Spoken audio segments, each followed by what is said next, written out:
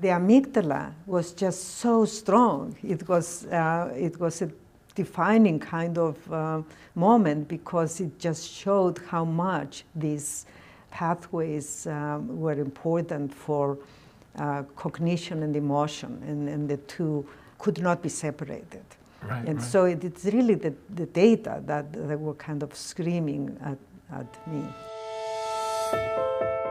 The human brain is the most complex structure in the known universe, and we are in the middle of a scientific revolution to understand its inner workings. Join us for a conversation with world-renowned neuroscientists as they visit Rochester.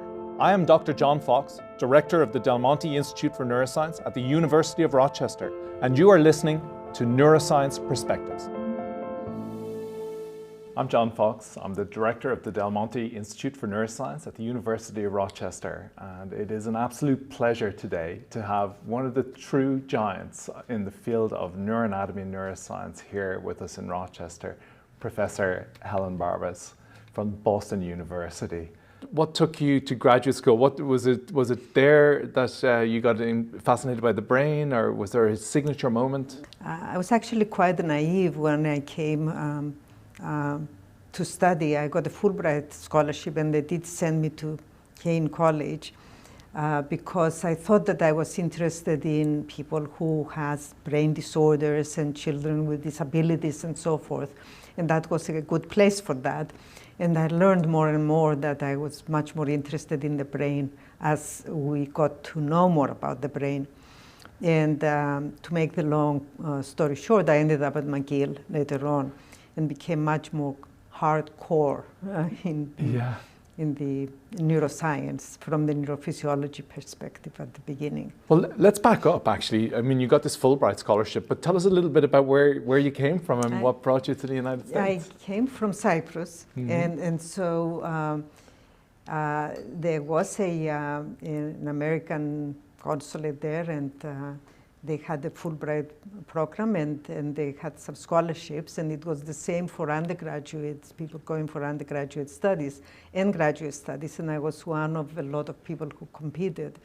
We ended up being 9 in the end, but it was probably more than a year of tests that at each stage they eliminated quite a few people. It was quite intimidating, but when you're 17, you sort of go with the flow. Right, and I mean, it's thinking about a 17-year-old young lady in Cyprus heading off to the United States, it does sound intimidating. Did you think when you were leaving then that you would spend the rest of your career in the United States? No, and certainly my mother didn't. Sure. So, but it got deeper and deeper into it, and after a while the States is one of very few places where you can do this type of work.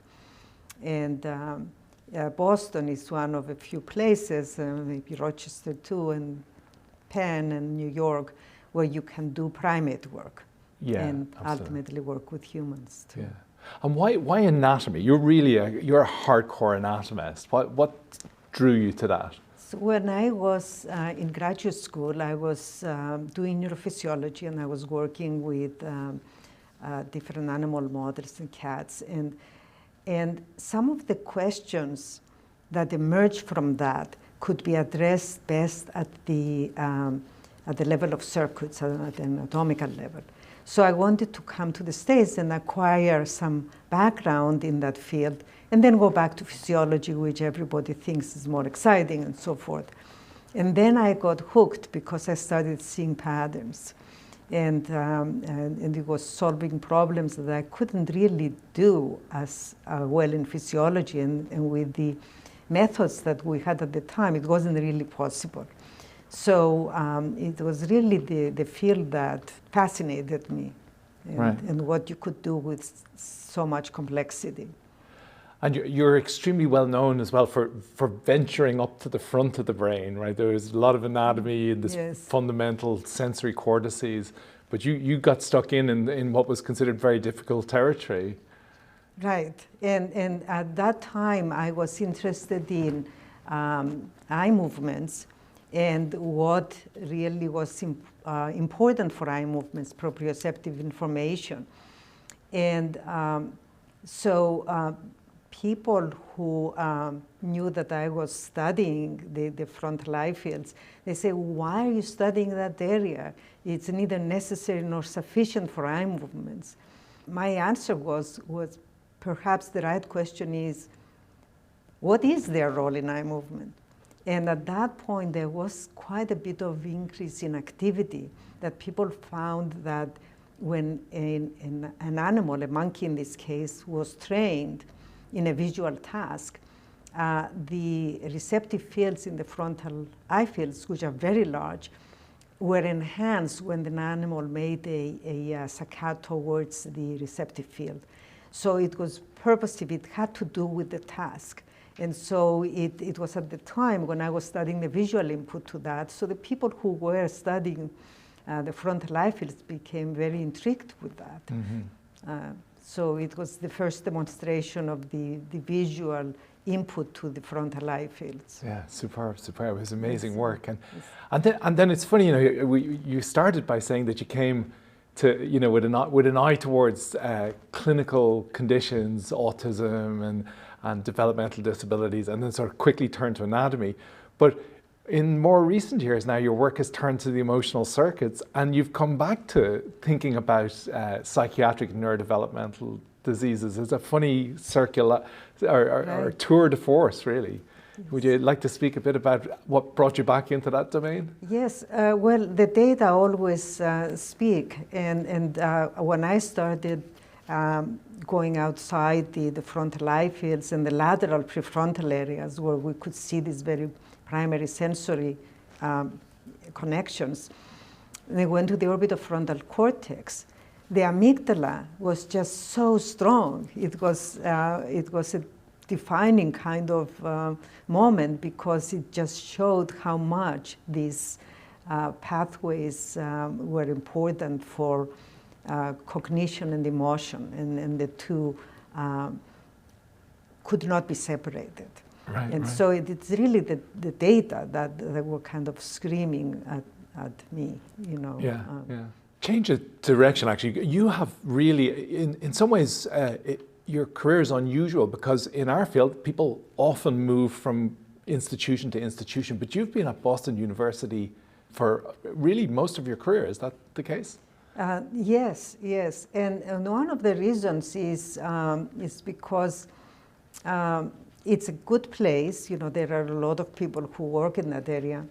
But once you start a lab like that and you go from the system to the synapse, you're kind of tethered. Yeah. You really develop a lab.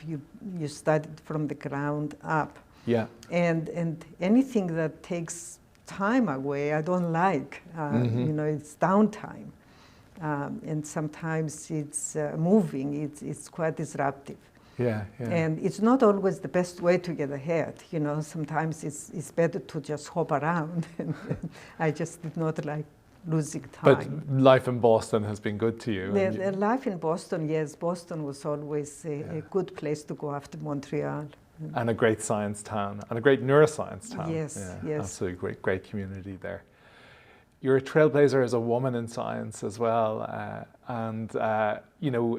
A lot of the folks who watch this segment that we do are young women in science. And that, do you have words of wisdom for them about what it means to be a woman in science? Things that are guiding principles for you? Yes, I think that we learn how to persist in spite of all the drawbacks. Helen, such a pleasure to get to spend some time with you and to catch up with you, and just to express my congratulations and appreciation for your long career in anatomy and the long reach and penetration of the work that you've done. That's really laid a foundation for a lot of us working in the field. So great to have you here. Thank you.